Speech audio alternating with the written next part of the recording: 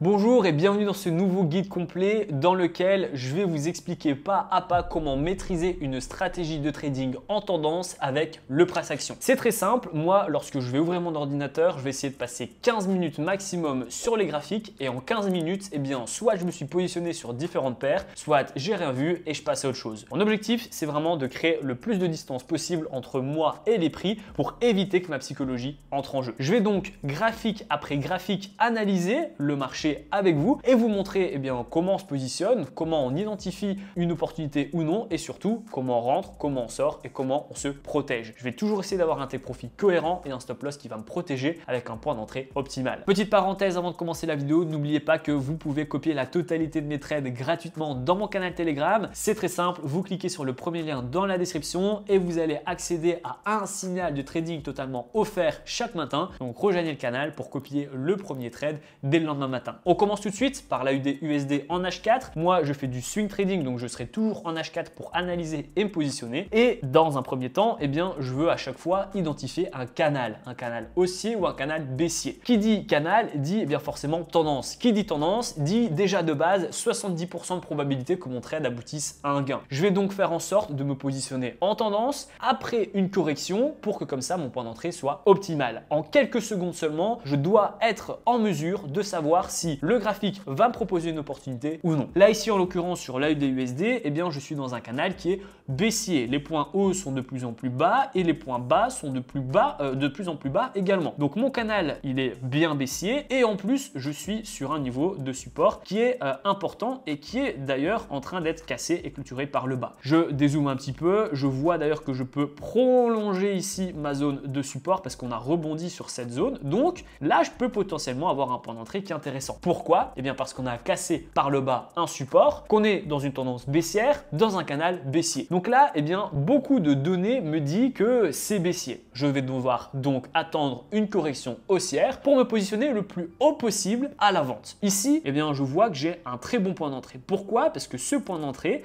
c'est après une correction haussière, après du coup une tentative de réintégration de ma résistance et donc je vais me positionner à la vente après un échec de cassure de la résistance. Alors évidemment, là, je dois attendre 54 minutes. Je me dois d'attendre la clôture H4 ou au moins aller voir en H1 si on a bien clôturé en dessous de ma zone de résistance parce que si on clôture au-dessus, c'est plus du tout le même scénario et on sera plutôt acheteur. Donc si on casse au-dessus, je serai plutôt acheteur et si on clôture en dessous, je serai vendeur. Et c'est ça qui m'intéresse. Dans ce genre de graphique, je veux placer une vente. Je vais donc attendre la clôture, me positionner potentiellement ici. En termes de stop loss, je peux mettre un stop loss très serré. Un stop loss ici est suffisant dans l'idée où si on touche mon stop loss, on aura cassé et clôturé par le haut ma zone de résistance et on aura fait un point haut plus haut que tous ces points hauts précédents. On a en fait ici une autre zone de résistance qui faisait office de support avant, donc ça va venir protéger également mon stop loss. En termes de take profit, si je dézoome, je vois que je n'ai pas d'autres take profit qui vont être en ma faveur. Je vais donc pouvoir par exemple tracer les projections d'Osoda en traçant tout simplement des vagues en N. Je fais le plus bas ici et le plus haut ici, voilà, et je vais avoir des niveaux qui vont être intéressants pour moi. Donc ça, c'est aussi une possibilité. Je pourrais également tracer la vague en N de manière un peu plus courte, voilà, ici. C'est l'objectif en fait,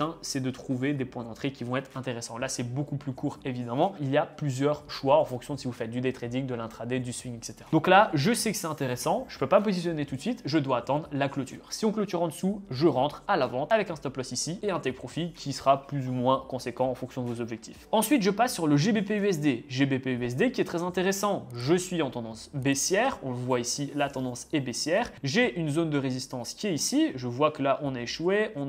Tout ici, on a eu une zone de support. Et donc là, ça fait office de résistance. Ma résistance, elle est au même niveau que ma zone de moyenne mobile simple à 200 périodes. Si j'attends donc que les prix tentent mais échouent la cassure par le haut, je pourrais également me positionner à la vente ici. Ça va me permettre de mettre un stop loss ici dans l'idée où si on est touché, on aura cassé par le haut ces deux grosses résistances et qu'on aura fait un point haut plus haut que le point haut précédent. Et je vais mettre un take profit qui est bien ici, ici, ici ou encore ici. encore une fois, en fonction de vos objectifs. Bien que si je le mets ici, mon ratio ne sera pas très intéressant. Je vais devoir sauter entre guillemets cette sécurité et ne garder que 1, 2 et 3 sécurités supplémentaires. L'objectif, évidemment, c'est de me positionner après la correction haussière, à la vente, en tendance baissière, dans un canal baissier, et donc là aussi, avoir un maximum de probabilité que mon trade aboutisse à un gain. Euro-USD, voilà, là en quelques secondes, je sais que dans ce genre de scénario, c'est pas intéressant de me positionner. Pourquoi? Parce que pour une bonne condition de trade, il faut que je me positionne en tendance. Je vous l'ai dit en début de vidéo. Pour autant, là, on est sur une tendance qui est neutre. On est clairement dans un range ici. Un range, c'est vraiment 50% de chance qu'on le casse à la hausse et 50% qu'on le casse à la baisse. Je vais donc pas me positionner ni analyser ce trade. Alors évidemment, à court terme, c'est plus long, mais à terme, l'objectif, c'est qu'en une fraction de seconde, en un coup d'œil, vous puissiez savoir si c'est intéressant ou non d'analyser et de se positionner. Donc Euro-USD, je vais passer. Je vais ensuite aller voir sur l'USD-JPY qui est ici en tendance haussière assez forte. Je pourrais donc tenter un achat après une correction baissière. On voit ici que la correction baissière a lieu et je suis ici sur une zone de support que je vois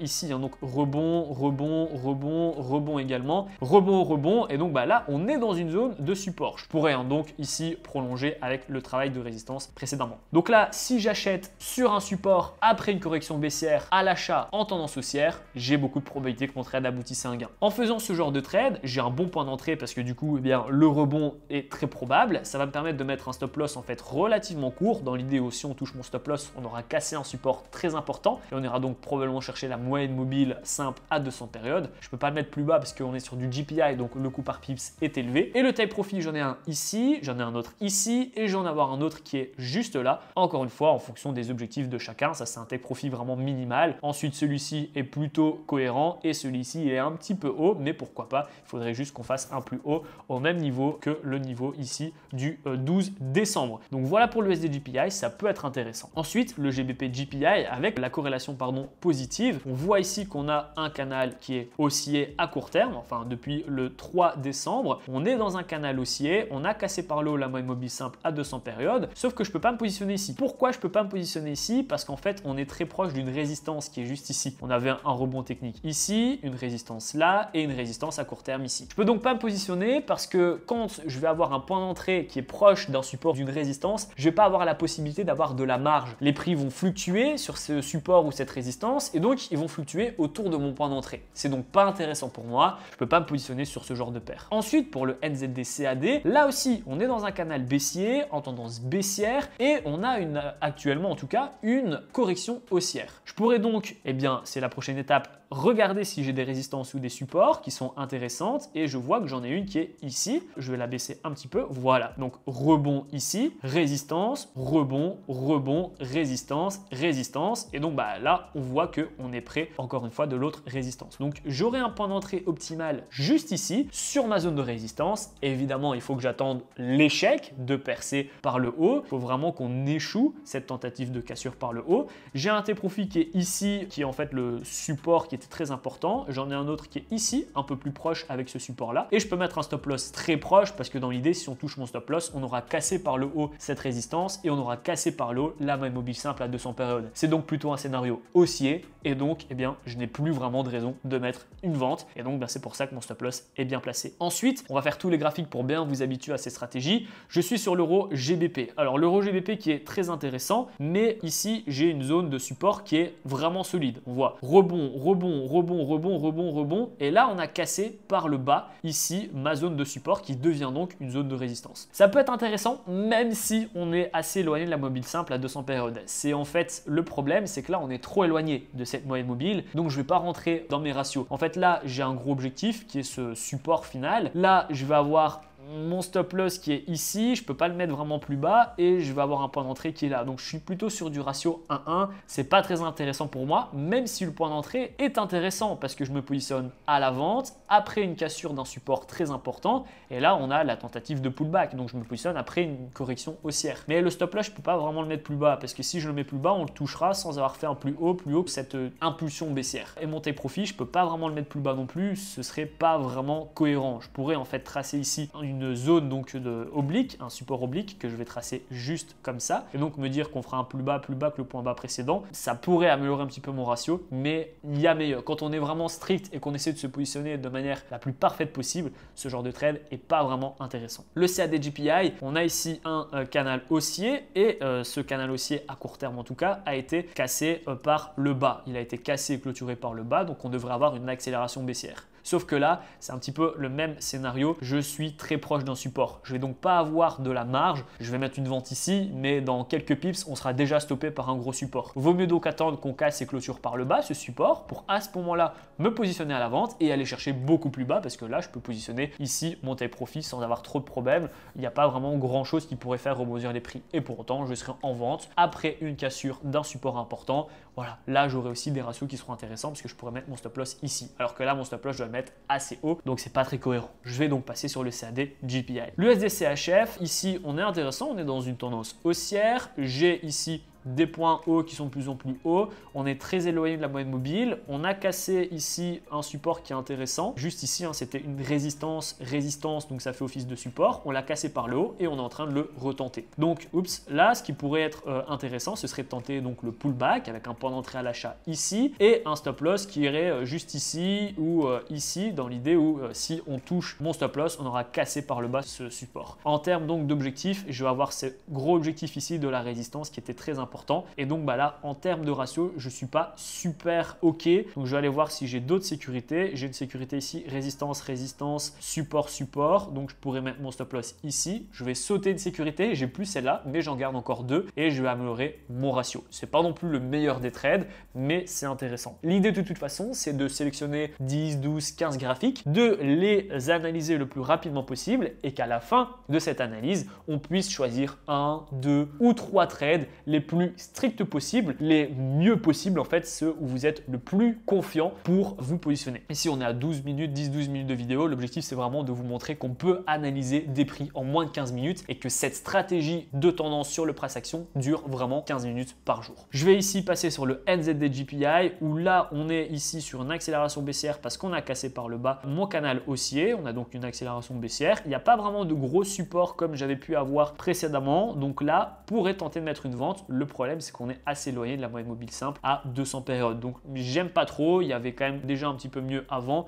Ici, si je retrace donc support, support, résistance, résistance, résistance, support, support, support, je vois que je suis quand même assez proche. Et donc, on pourrait très bien continuer, si je trace ici un support oblique, on pourrait très bien continuer la dynamique haussière à court terme et repartir à la hausse. J'aime pas trop ça, je passe mon tour et je vais aller voir la prochaine paire. Prochaine paire qui m'intéresse aussi, mais qui est en corrélation, vu que c'est du GPI. À court terme, on a cassé ici aussi à court terme par le bas mon canal haussier, mais pas encore le canal un peu plus large qui est ici. Donc je pourrais en faire un là et un là. Donc j'aime pas trop. Ma résistance oblique est intéressant, mais je vais avoir aussi un support qui est assez proche, mine de rien. J'en ai un là et j'en ai un là aussi, avec le haut de résistance là, mon support, mon support. Donc encore une fois, je vais me positionner là à la vente et en quelques pips, eh bien, on va déjà être face à mon niveau de support. Il faut que je laisse la possibilité au prix de respirer pour me positionner ensuite. Là, c'était intéressant juste avant. Bon, on a fait un joli take profit, mais je peux plus me positionner en fait maintenant. Là, j'étais sur un support oblique intéressant. On a rebondi sur mon support oblique. On a cassé et clôturé par le haut ma résistance. On voit ici que c'était un gros travail de résistance. Je me suis donc positionné ici. Stop loss là parce que j'avais connaissance de ce point bas, donc je le mets juste au-dessus et mon take profit sur l'ombre. Au final, on a touché mon take profit parce que j'achète en tendance haussière après une correction baissière, après une cassure et clôture par le haut de ma zone de résistance. Donc j'ai pas mal de probabilité que mon trade aboutisse à un gain. Là, on est très haut, on est sur une résistance, on a touché mon take profit, donc tout me dit que là, on va avoir une correction à court terme. On vient de faire un plus haut que le point haut précédent. Donc l'objectif, c'est qu'on fasse un point bas. Le point bas devrait être plus haut que le point bas précédent, mais je dois quand même attendre. Je ne peux pas me positionner à ce moment-là sur ce genre de trade, surtout que quand je vois ça, mon objectif c'est de me positionner à la hausse et là on est trop haut, donc je passe mon tour. AUD-CHF, donc là aussi on va être en corrélation. J'ai un niveau qui va beaucoup m'intéresser, c'est support, support, support, support, support, résistance, résistance, et là on est en plein dedans. Donc là c'est intéressant. Je vais donc attendre de voir ce que font les prix. Si on casse et clôture par le bas, mon support ici, on devrait avoir une accélération baissière. Je pourrais vendre avec un take profit ici, un point d'entrée là et un stop loss juste au-dessus du point haut précédemment. Si au contraire on va faire un rebond sur mon support. Je pourrais acheter ici, mettre un stop loss là et mettre un take profit. Alors là, il y en a plusieurs. Il y en a un qui est ici, j'en ai un autre qui est ici